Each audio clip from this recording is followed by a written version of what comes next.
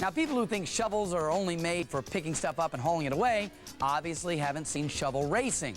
25 years ago, sledding enthusiasts slid down a mountain riding on a shovel. Today, the super modified shovel races are part soapbox derby and part drag race. Hey, certainly beats a trash can lid. You'll see what I mean. Check it out.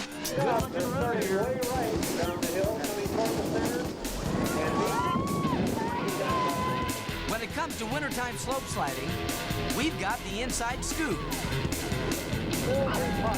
It's called shovel racing.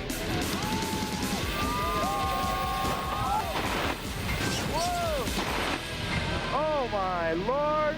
Shovel racing used to be, well, just that. But saddling up to a streaking spade got old, and competitors decided to add a few bells and whistles to their scrap iron ponies.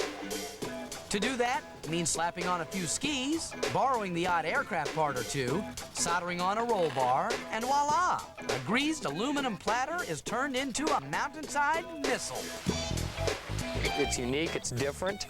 I don't know if there's anything else like it anywhere in the world. And if you look carefully, you'll still find a shovel blade within 12 inches of the driver's seat and touching the snow. Without it, there's no racing. Where else are you going to find a 1,000-foot course that will bring you up to speeds of 80, maybe 90, maybe someday over 100 miles an hour? These dueling diggers have turned a lowly garden tool into a hillside hero. This is where the action is. This is where you can see the death-defying crashes,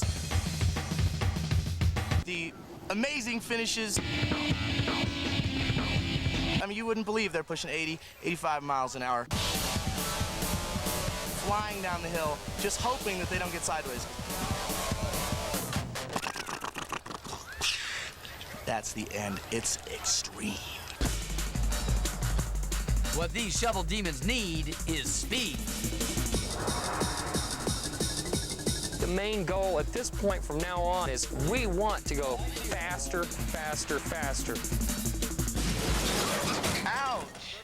New Mexico's Angel Fire Mountain is home to the World Shovel Racing Championships. Competitors on this 1,000-foot course may look like they're climbing into IndyCar cockpits, but they remain true to their sport.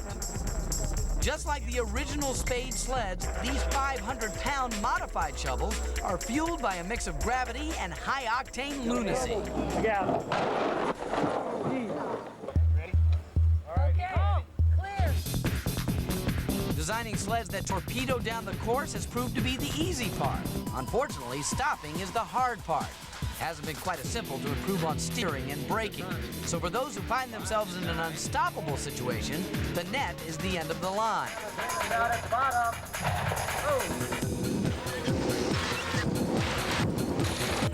If we could just manage to get down the hill without running into something, I'd feel like we won, no matter how fast we got. He does have a start, a good straight line. Sometimes shovel pilots manage to keep it straight long enough to blast across the finish line at record speeds.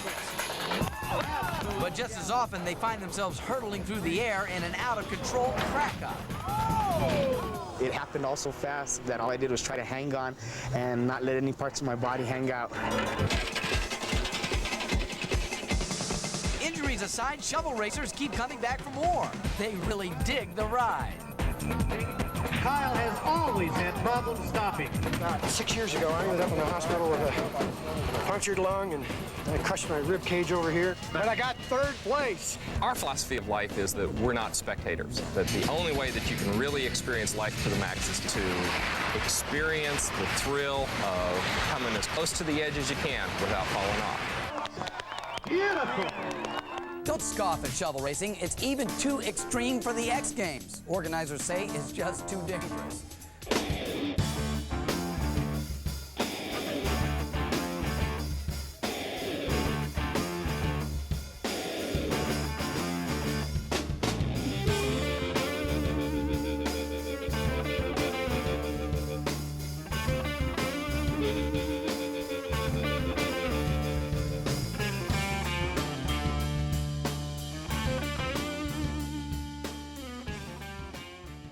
At a unique story, Dan. And it is unique. 4 years ago this week, one of New Mexico's strangest sports grabbed national attention.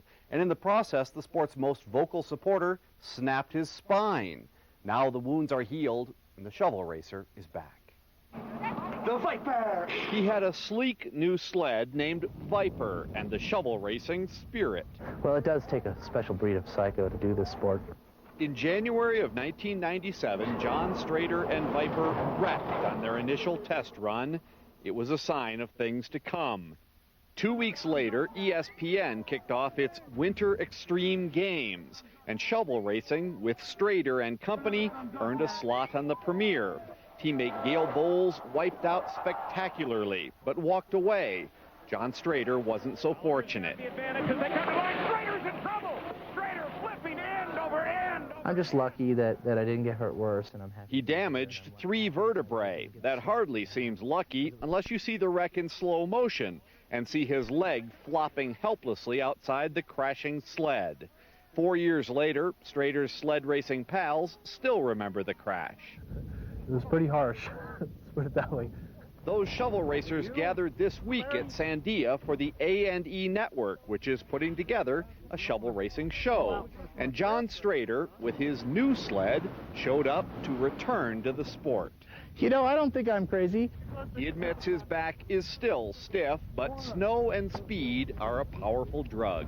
It's all about that adrenaline coming straight down the mountain, fast as you can. It's just fun. He's leaning toward naming his new sled Phoenix, as in rising from the ashes. Which definitely I went down in flames, so it's the comeback. Go up over there. Towed atop the hill and back aboard a shovel racer, John Strader made a relatively safe, slow return to his sport. Yeah, I now want to go a little higher, a little faster. A nasty spill can break his back, but not his spirit. Now, ESPN dropped shovel racing from its X Games after that initial crash-filled year, but Angel Fire Ski Resort will host shovel racing this weekend as it continues its annual tradition with this most unusual sport.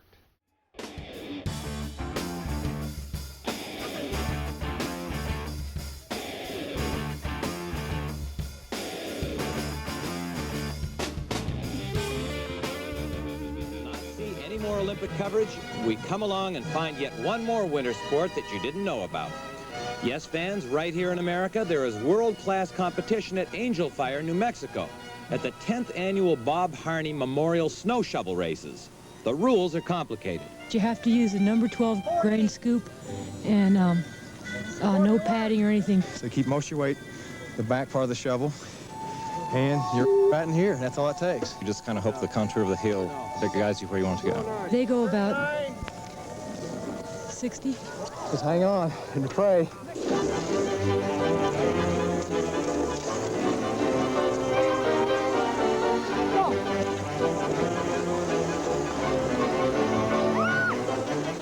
Shovel racing originated in the days before mechanized hill grooming, when the workers would ride down the mountainside on their snow shovels at the end of the day. They found that it was the quickest and most enjoyable way down. And of course, one thing led to another, and before you knew it, Grand Prix competition sprang up everywhere. That was pretty pathetic. It was. But you know what we're all concerned about is the big shaft. He can ruin your life forever. You've been watching the stock shovel race, which was won by Carl Brown. He was clocked at over 48 miles per hour by Officer Bobby Lloyd. But that is snowflake stuff compared to these contraptions. These are the modifieds, and it takes a special breed of individual to strap one on. Well, they keep most crazy people locked up, so. Last year we did 74 miles an hour in it. Are you scared when you run down the mountain this thing? Yes, very. Here, anything goes. The only rules are that gravity must be the only means of motivation, and the driver must be seated on a snow shovel.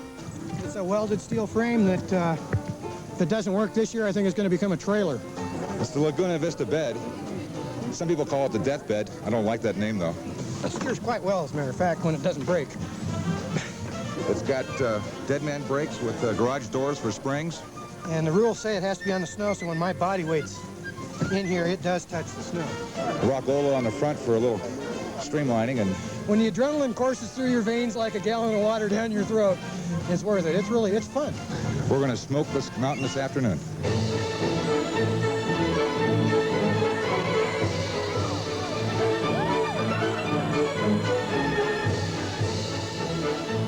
Some of the fastest machines on the course were these snow shovel trikes. They seem to have a major chassis flaw, though. The Laguna Vista deathbed had a bad case of republicanitis. See, it kept pulling to the right. The fastest human of the day was Robin May in his Disintegrator 2. He was clocked at 73 miles per hour. Disintegrator 2, unfortunately, didn't make it through the clocks and will have to be used as scrap. Maybe for Disintegrator 3. There's a big bump in the middle, and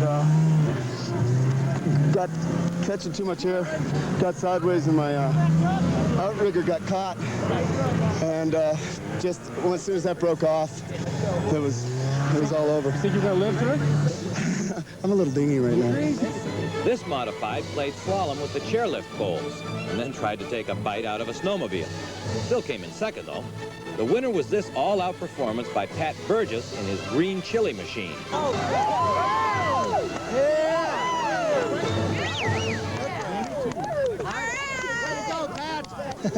I think maybe my machine was a little better suited to a rough course, and it was definitely rough. Hard to say. There's a lot of luck involved. It's like any kind of racing. There's a little luck, and I think it's Johnny Rutherford said, luck is where preparation and good fortune come together. So I think that's got a lot to do with it, probably all of it. The snow shovels will go back to doing what they do best, shovel snow, and the competitors will revert to their roles as cashiers and salesmen. And now we can feel safe turning back on our television sets. The Winter Games are officially over.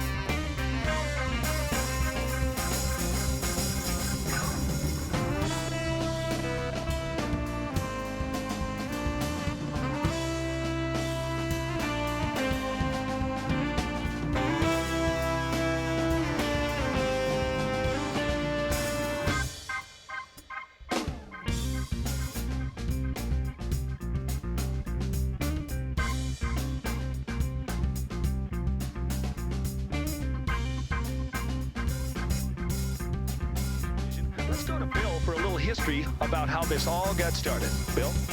Yep, that's how it all began. Lift operators shoveling loose snow on the offloading ramps. People coming off the lift would scoot it away, they'd put it back. At the end of the day, that's the fastest way down the mountain. They put their fanny in that same shovel and scoot it to the bottom. Earlier, we had a chance to talk to some of the old-timers, those that really raced in the last 10, 15 years. We reminisced about a lot of fun things. Let's see, your dad was lift operator.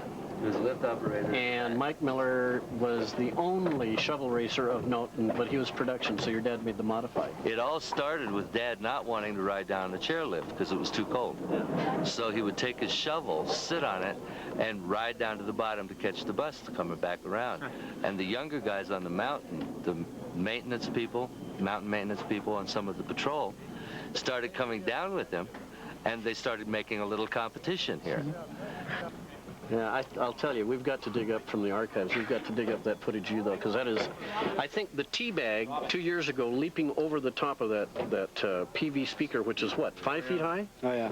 And he cleared it by 6 inches. I think that and your record probably the most spectacular. Yours was spectacular. Well, the biggest change in shovel racing was the development from a steering shovel to a bullet. And my bullet was fast, but when Jack showed up with that B-52 drop tank on 258 jumping skis, I think that changed shovel racing forever. Oh, the wreck was real nice. Just here comes the lift tower, and okay, I'm okay with the lift tower, and over it went in slow motion, and there's the lift tower again, and on out, no problem. I think Dad would be really, really proud to see what came about, starting just to get down the hill and not be cold. Amen.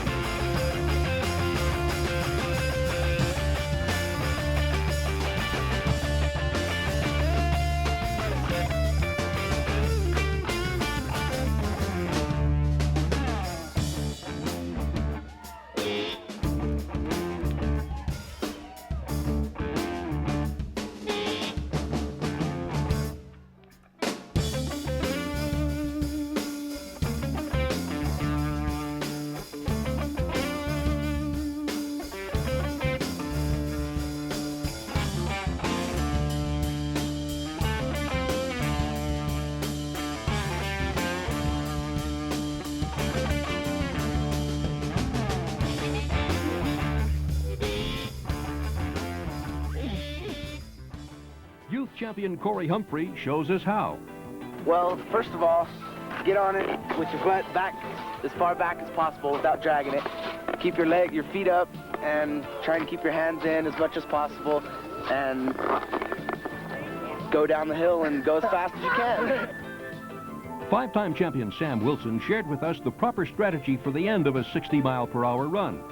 Don't think. If you just let it run, take the shortest path down, you got it. And these things are called modified shovels. Here's the wind tunnel-tested shovel entered by Al Unser Jr.'s IndyCar pit crew.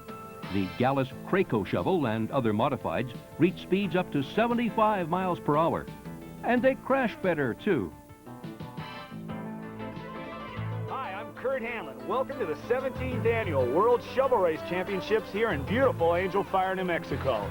With me is former world champion and pioneer of this event, Bill Burgess. Bill, tell me how this all got started. Well, this is the implement, Kurt. What happened was we had lift operators and trail crew people that would shovel a little snow on the thin spots that had been worn by skier traffic, and to get from the top of the mountain down, they'd put their fannies in these shovels. They said, hey, we're good at this. We can beat you guys on skis with one of these. The challenge was accepted, and that's shovel racing. Okay, now to the top of the course for the women's division, and defending champion up at the top, Bill, Mitzi Howell. Mitzi works for our ski patrol and ski school, and Mitzi is the one to beat here. From Angel Fire, Mitzi Howell. Yep, she's tiny, she's compact, she knows how to do it. Crash helmet, low profile, hands, there's not a puff of snow coming. She hasn't done any braking. That's a hot line. Oh, she is screaming, Bill. She's got that helmet on, barely touching the snow and crossing the finish line in a blazing time. 18:29, 54 miles an hour. Okay, now a lady who's going to try to knock her off the pedestal, Louise Baldwin. Again, especially the left hand. She's trying to steer, but probably part of that's nervous energy. She's pretty low. Oh, a little pirouette at the bottom. But a great time, 18:87 for the Angel Fire local, Louise Baldwin. And quite a spill at the end, Bill. Right, that's fun. Won it. Defending her title again, 18.29 seconds, Mitzi Howell, followed by Louise Baldwin and Perilla Stott. Let's go to Robin with our winner now. We're back again with Mitzi Howell. Mitzi, you did it again this year. Winner of the women's division. How did it feel? It felt really good. It was a really fast, straight run, and I felt real comfortable. The course was a little bit squirrely at the top, so instead of giving it a big push-off and risking turning sideways, I just got a smooth glide off the top. At the top of the course, five-time champion Sam Wilson. He has gone to the car to get a special shovel because in the first run, Bill, he was in second place. So this is his second run. He's got to give it all on a new shovel here. Five-time champion Sam Wilson, and this guy knows how to flat fly, Bill. Yeah, he does. He knows how to wax shovels, too, and I heard that he was taking snow temperatures with the thermometer to find out what wax was really going to make the shovel quick. This one looks like he hit it right on. He screamed through the finish line, a time of 16.68 for the five-time champion Sam Wilson. I think that's the fastest I've ever seen. I'll tell you, it looked it. Corey Humphrey now, another veteran here, 4 years of racing experience. He has been in the top three every year we've had this event. He looks fast too, Bill. Yes, he does. Now, he's laying down, but his shoulders are a little higher than Sam's were. I think it's only the clock will tell. Now, that's a super line. A little touch here and there, but not much. That's not slowing him down at all. A great time from Albuquerque, New Mexico, 17.12 seconds. That's an average speed of 58 miles an hour. Again, six-time champion Sam Wilson, Brent Dreyer, and Corey Humphrey. Sam, for years, is going to be the guy to beat. Let's go to Robin with Sam now. How did it feel, Sam? Good. I had a real good second run. Real fast, straight line. You predicted this. Your first run wasn't so good. What'd you do to correct? I started off in a different place. I started off down the left-hand side so I wouldn't get swung over the left-hand side and took a straighter line down the hill. This is the kind of thing that was instituted about 4 years ago, following some pretty good crashes. So the trial run is real important. This is the kind of a view a pilot would get. Now, the transition, it falls out of vision, especially if you're laying way back, like Kyle is in this machine.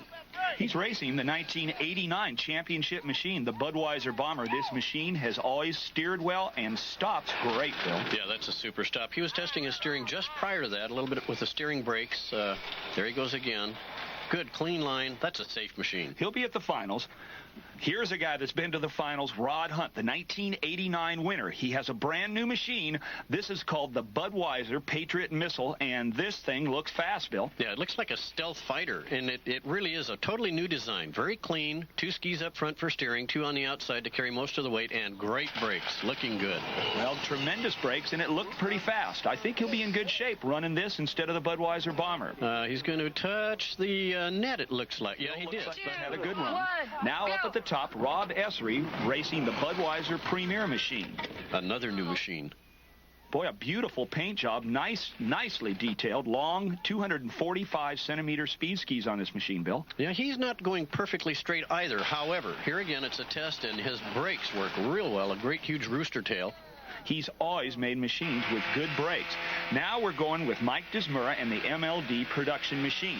These guys work long and hard on this machine, and earlier we had a chance to talk to them. It all started last year after we went out and taped the Shovel Race show, and driving back, we started to say, okay, well, we could have done this better, we could have done this better, and that actually began the kernel of the idea, in where we started, okay, we got a design here, and we could do this, and we could do that. It has a steel tubing frame that is the guts of the machine. It effectively is my roll cage and my protection as the driver. It's surrounded by a fiberglass body. We have a Lexan clear plastic canopy that goes over that, and then we have a braking system that is effectively just an air cylinder that, as you release air pressure into it, forces a brake down. So there's a lot of steel, aluminum, fiberglass, and all sorts of plastic parts in here that just make it work. If you look at a lot of the other vehicles, there are vehicles that are in the race that use a tricycle steering system. In other words, it's just like a tricycle. You steer the front ski by keeping it level and flat on the ground. If you know anything about skiing, and again, we talked to a lot of people because we weren't real sure about the theories of steering, we talked to them, it's really putting the skis on edge that causes the skis to bend and to turn. What we've done is we have a 2-ski system here, and all it really does is we cut the edge left and right. And again, because the course is so straight, we're in a situation where we should only have to do minor corrections. We're not trying to turn corners and things like that. If technology and money make any difference, this machine should go fast. They put a lot of time and a lot of dollars into this. It has airtight brakes, pneumatic brakes, so when he hits the button, it's going to drop a big type hook, try to bring him to a stop before, well, hopefully he doesn't hit the cash net. Yeah, he looks good. It has the typical 2-ski type of steering where only the tips are turned a little bit, and looks like the brakes are working. Not that well, Bill. No, it's not. He's not. Uh-oh. He nails the catch net. That machine was going faster than I've ever seen a machine in the trial runs. He hits this catch net so hard it flipped him upside down, testing the integrity of both man, machine, and the catch net. What happened, Mike? Well, it's pretty simple. The brake just didn't work. It was a great run. Steering was great. We had a lot of control, good speed. And then from there, just the net got closer and closer and closer. And as I got closer, it was obvious that we were going in at speed, that it wasn't going to slow me down enough to make it do what we wanted to do and stop.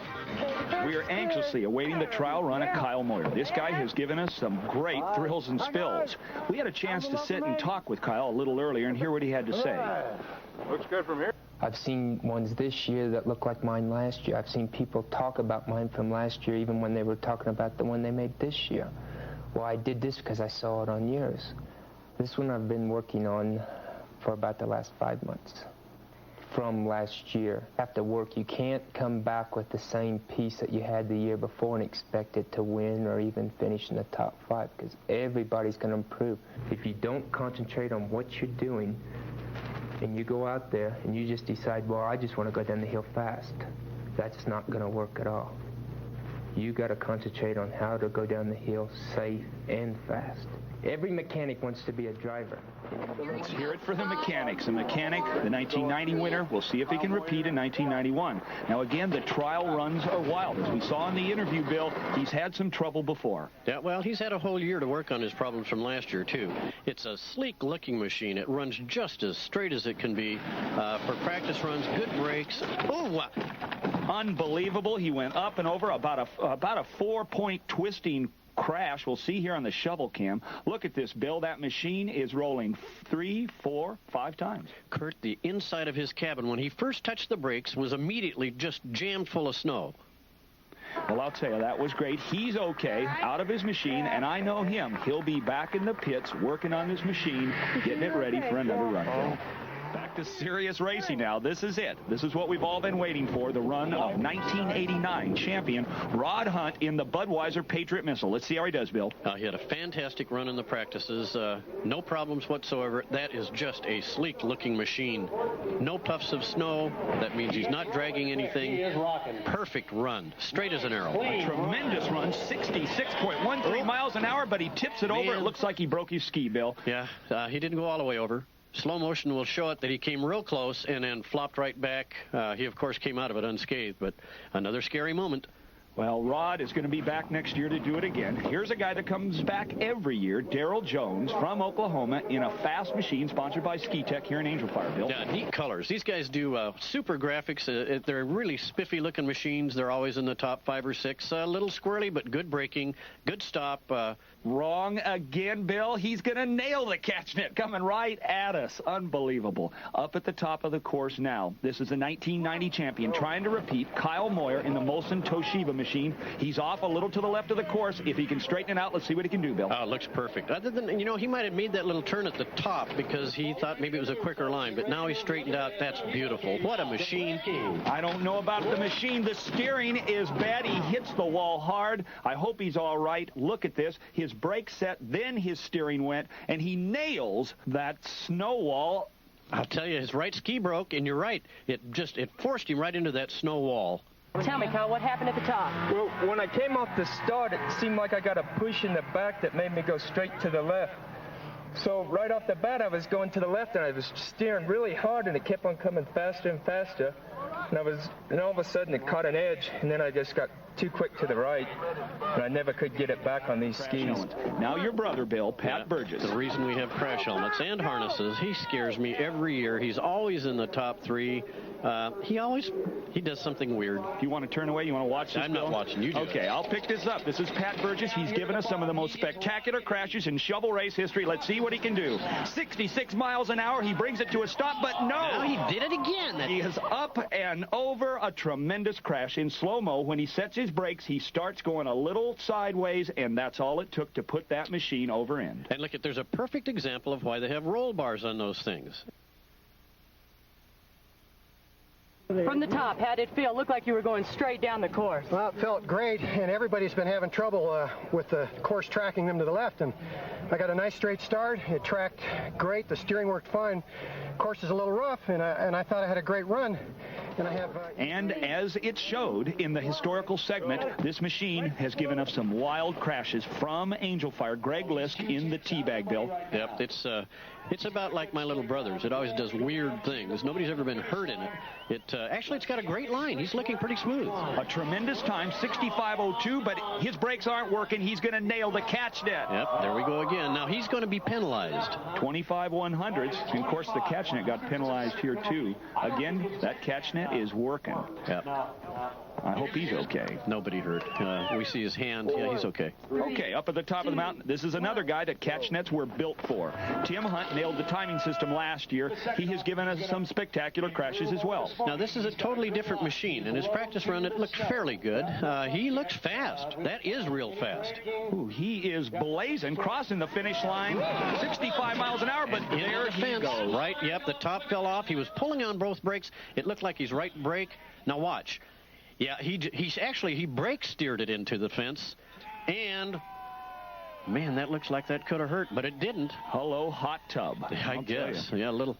He's back up. He's feeling good. So, again, another wild ride for Tim Hunt. At the top of the course in the 1989 fastest machine, Kyle Eby in the Budweiser Bomber. Beautiful run. Nice and straight.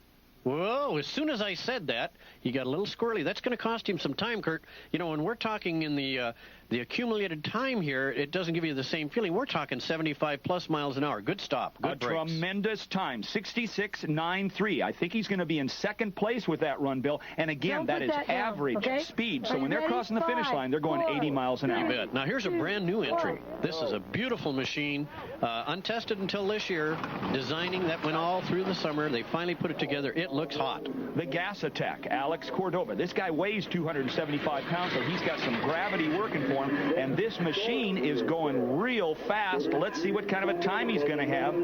It's bouncing a bit, but it has shock absorbers on it, and good brakes. A weird stop at the end, but he stopped. He had a great time, 64 miles an hour. Now Rob Essery in the premier Budweiser machine. He knows how to build them fast. He knows how to have them stop. Let's see what he can do, Bill. Right, he's got some great engineering. I saw the braking system. It, again, is a pneumatic brake, and it looks super. Yeah, that's tremendous time, but I don't know if it's going to be good enough. Rob Essery. Boy, I'll tell you, his brakes do work, though. He's just kind of playing with them down there at the bottom. Okay, Eric Oliver. This is another guy with pneumatic brakes. A beautiful machine. He had a little trouble in the trial run, and he's having a little trouble now, going a little sideways. Let's see what's going to happen here, Bill. Yeah, once again, a lot of engineering. He's almost prone. It's very difficult to see, but he has picked out a visual point, a pretty run. Nice and straight, good-looking machine, good stop, not real fast. Not too fast. 60 miles an hour, again, average speed. Not quite good enough.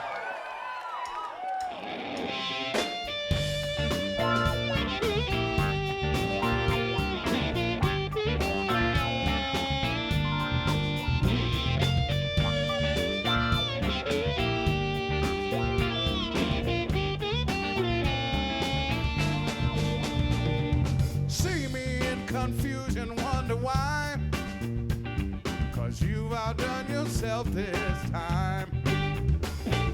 Talking smack is gonna bite you back, and only you will suffer. That's a fact, a fact, a fact. Well, I never cause you crazy, but I've seen you act a fool. But many questions you are raising, we all seem to do.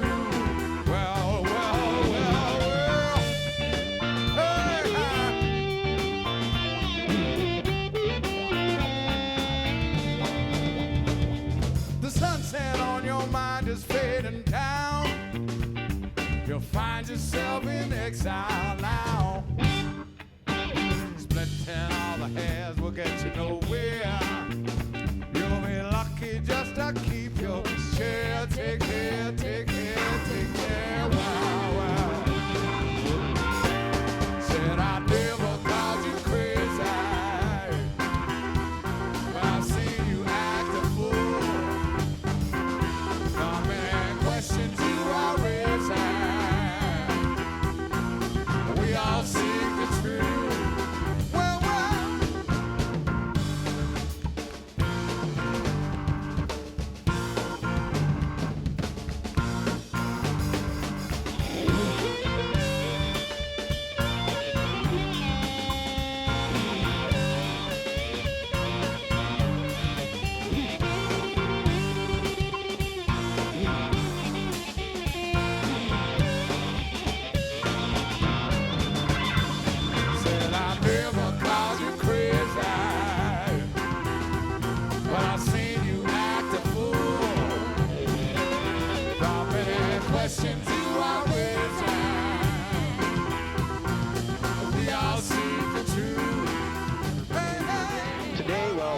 at speeds that might get up to 80 miles an hour. And machines that can do 80 miles an hour meet Team Hooters. This thing flies down the slope. It's got new design, everything on it this year, Bill. And speaking of brand new, here's Kyle Moore's new machine. He's head first in this one. That's a totally different concept for him. Well, totally different concepts in braking on the Team Hooters machine. I mean, nitrogen assisted. This thing just absolutely will fly. It looks good. Good paint job. I think Mike Desmuro's asleep. I'm not sure if he's ready for the race. He's probably reconjuring up last year's nonstop. Now, this brake works. That's 1,200 pounds pushing that thing down. Speaking of pushing down, with his weight forward, Kyle expects to go faster head first. Head first.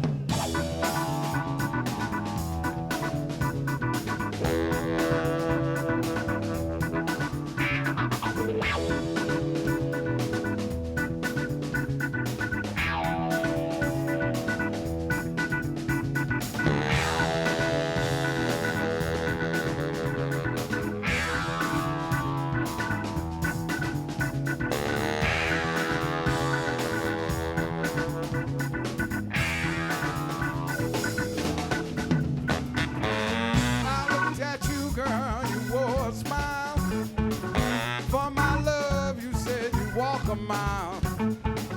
Today I see your face, you wear a frown, and now you tell me that I'm a clown. What's the reason for this sudden change? I never thought that you would act so strange. You say that I'm a boy and we should part, so you can go and make a brand new start. You laughed at me so bad I almost cried. You hurt my heart so bad I almost died. What's the reason for the sudden change? I never thought that you would act so strange, girl.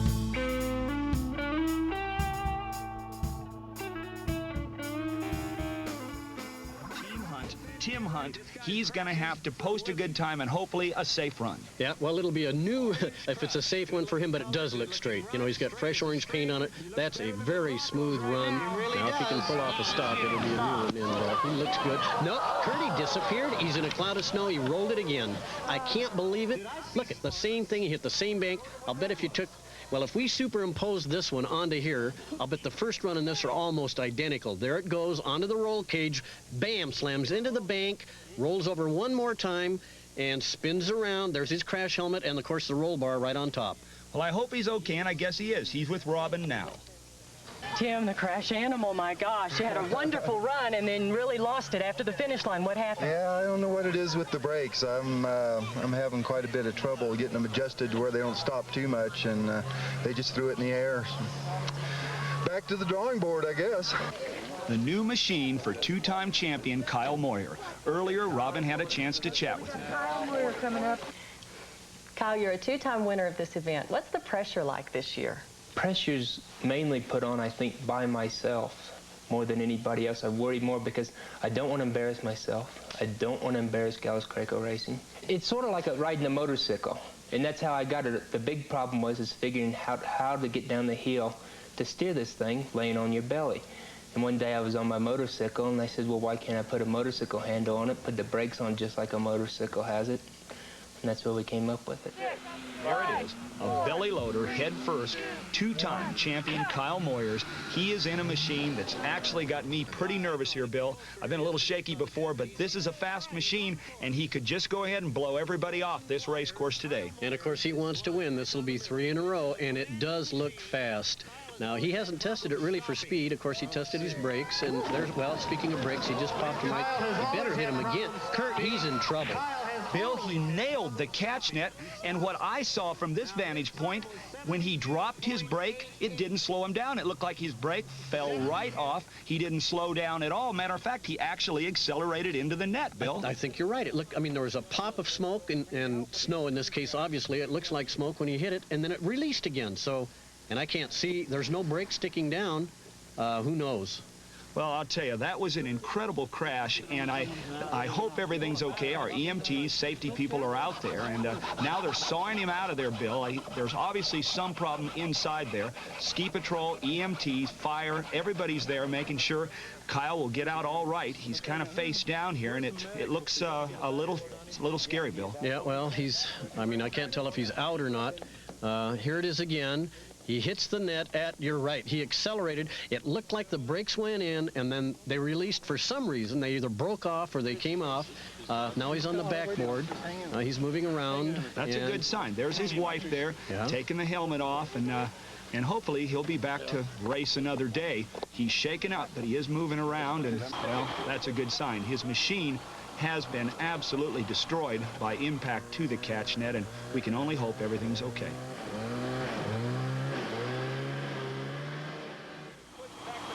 The badly damaged machine. That's what's left of Kyle Moore's machine.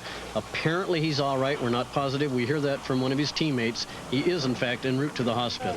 Well, at the top of the course, a real nervous Mike Desmure, I'm sure. Well, this is a guy that both you and I, Bill, predicted could win this event.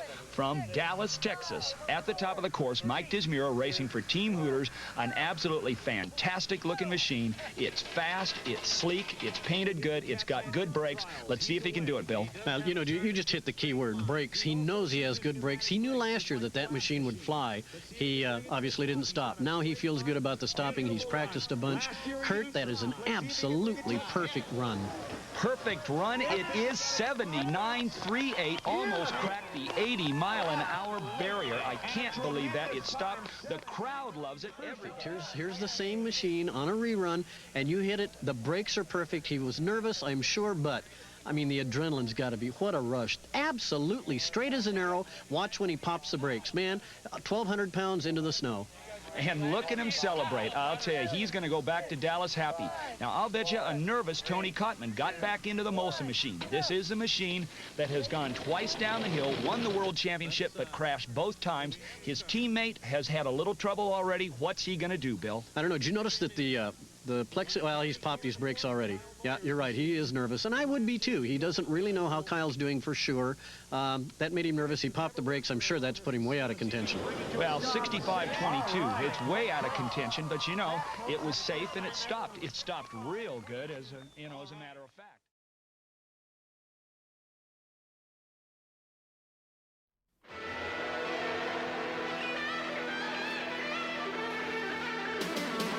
In the age of professional sports, where big money contracts rule not only the game, but how it's played, it's refreshing to know that each year a group of unsung sporting daredevils carry on a tradition started over 20 years ago. It was then that mountain crews used the ordinary scoop shovel as a mode of transportation from the top to the bottom of the hill. Today, full-blown racing machines, carefully designed and crafted, have replaced the shovel as the favorite mode of transportation. And these gravity-powered cars have the potential of reaching over 80 miles per hour. Like many sports, speed is measured through a time trap.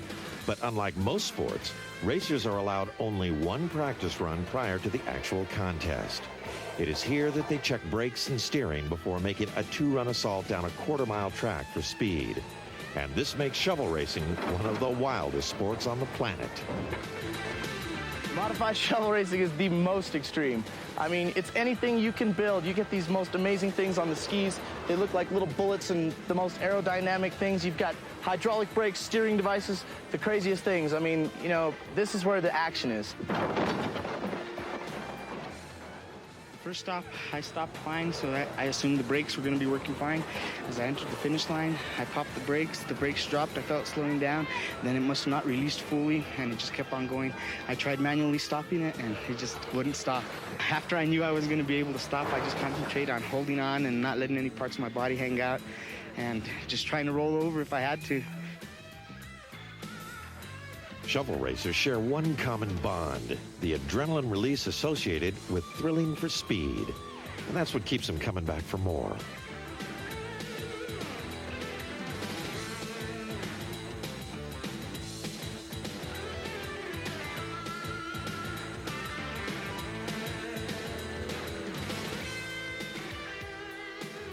First thing that's going through my mind is at the start, being staged right, having a straight start. Once I get going, I want to stay off the brakes. If I have to touch the brakes or correct the steering, I've lost time. When you lose time, you lose. And when we're talking here fractions of milliseconds, it doesn't take a whole lot of correction or braking before you've lost the race. So the objective is to be straight and be fast and not touch those brakes. Pushing the envelope is a reality for these shovel pilots, who test their machines only after months and months of hard work and wondering, well, will it all work? Will it stop? Because at speeds of 70 to 80 miles per hour, the dangers are all too real, as first-time pilot Mike Dismuro found out. Well, put the brake on at the finish line, and not much happened. I'm not really slowing down the way I expected to slow down, but it's a pneumatic brake system, so I couldn't really put more pressure on it to make it work harder. And so I just had to hang on, and the net keeps getting bigger, bigger. Pretty soon the net's in my face. And the next thing I know is I'm upside down, there's snow in the cockpit. Well, most of the cockpit's gone, and I'm waiting for people to come turn me over.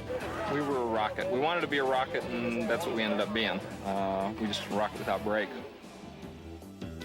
So Mike and his crew went back to Dallas to regroup and to reconstruct a new machine. we realized that it was really a pretty bad problem with the braking system that required a whole redesign. So we came back to Dallas, went back into the shop, got talking to some aerodynamics people, to some pneumatic people, to engineers, finding out why our brake system didn't work, used a CAD system to redesign the brake, and then totally reinstalled the system in the machine. Again, though, we still had the problem of we hadn't been able to test it. So when we went back the second year, we still didn't know whether all of our new theories were going to work any better than our old theories. Once they closed the canopy in on me and I was sealed in, I became very focused. I picked a point down the race course that I was aiming for, and that's all I focused on. And the next thing I know, I'm moving down the course. Things are going straight, it's going fast, but we were really, really straight. It just felt fast. Hit the finish line, put the brakes on, and just came to an almost instantaneous stop, but it was all perfect. I knew we were fast, but I didn't know how fast we were, and the crew came over, unbuttoned me, did 79.38 miles an hour. New world speed record for shovel racing.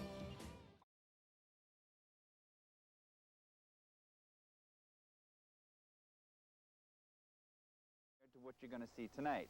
Not too long ago, we followed these two firefighters down to northern New Mexico for the World Shovel Racing Championships. Here's John Strader with the story. 72, whoa! Oh my Lord! He's in trouble. Ooh! Unbelievable. No fear. We have no fear. Or we just don't have any brains. It's downhill drama and downright dangerous. Now they're sawing him out of there, Bill. There's obviously some problem inside there. Ski Patrol, EMT, fire, everybody's there making sure Kyle will get out all right. He's kind of face down here, and it looks a little scary, Bill. The whole thing's so unpredictable. That's where the excitement comes in, because you don't know. Shovel racing is a little-known winter action sport where the object is simple. Be the fastest one down the mountain, no matter what it takes. Okay, how do you feel? You tight? Yeah, I'm tight. This year, for the first time, a racer from the Northwest will take on the treacherously steep slope of the mountain where this sport was born. There's another shovel racer coming down. Shovel racing started at Angel Fire Resort near Taos, New Mexico. Ski hill workers used to race each other down the slopes on shovels at the end of the day. In 1974, shovel racing became an annual event at the resort, and participants began building every sort of racer imaginable with shovels attached.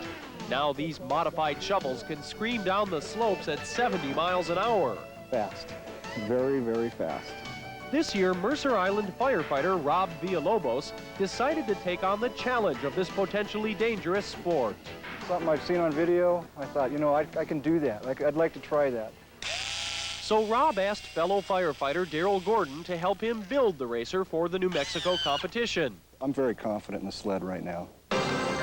6 weeks and several $1,000s later, they unveiled their creation called Backdraft. Before heading to the Southwest, they gave our own Penny Legate a sneak preview of their sled, literally a close-up look. The test run nearly took out Penny. What are you doing, Pen? And left the backdraft burned. Here, we'll have to take some screws and screw it back up in place, and that'll be fine. With the big race in New Mexico just days away, Rob and Daryl have no choice but to load up that battered backdraft and make the 30-hour drive to New Mexico. They arrive here in Angel Fire with just enough time to make emergency repairs to the racer before the competition begins. It's getting exciting. It's time for the test run, Rob's first trip down the hill. I pull this off and tuck that underneath there. The reality is starting to sink in that a crash could cause serious injuries. It's happened to other drivers. It's looking a little bit too much like a coffin, though. I don't know. They won't have to do much with me. But Rob's come this far and isn't turning back now. 3, 2, 1, go! He's making one of the fastest runs of the day. He deploys his parachute and suddenly the racer flips. Oh God, he crashed. Rob's okay, but the backdraft is busted again.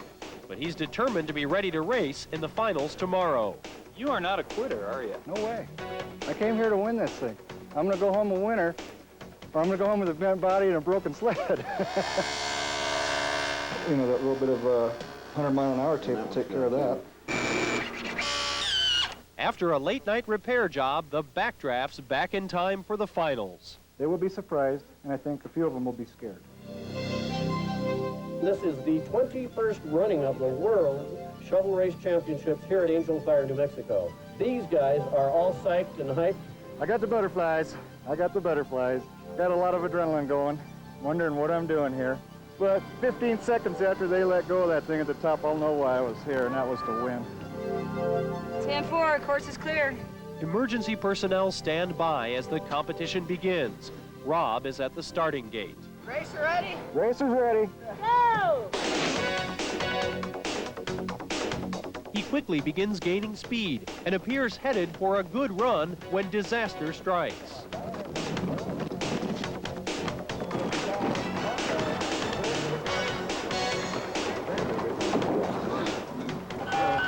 Watch out, he's got a lot of pain there, Wolf. The hospital's about 45 minutes away, okay? Watch out.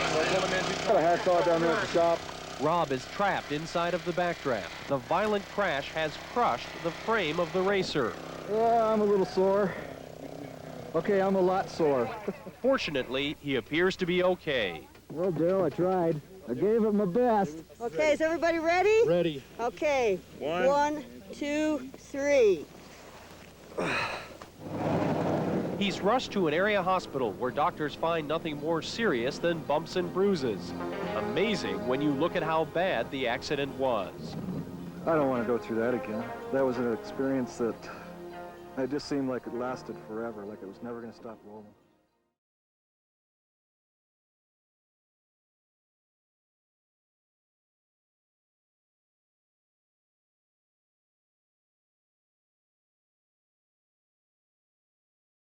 Competition. Tonight, Dan Monahan gets the scoop on the shovel racing from a team getting ready for that big event. This bundle of sparks and steel will soon become Team Shovelmeister's newest high-speed racer. At least that's the plan. Things could go downhill fast. Until it's finished and on a snowy slope, there's no sure way of knowing exactly what it might do. There's a large degree of uncertainty in this sport, for sure. Did he say uncertainty or insanity? It could be either. After all, this is a sport of spectacular crashes, of thrills with spills. Team Shovelmeister already has several sleds of varying degrees of sophistication, including Thor's hammer, shovel racing at its high-tech sleekest. There is no room to spare in the cockpit, but claustrophobia isn't the real concern. This isn't scary, but it's the trip down the hill that's pretty hair-raising. Braking is everything in a shovel racer. In fact, Thor's hammer has an air-powered plow. But until you cross the finish line, winners never brake. And actually, we love speed. We love to do extreme sports. It's called shovel racing for a reason, and yes, people really do ride shovels.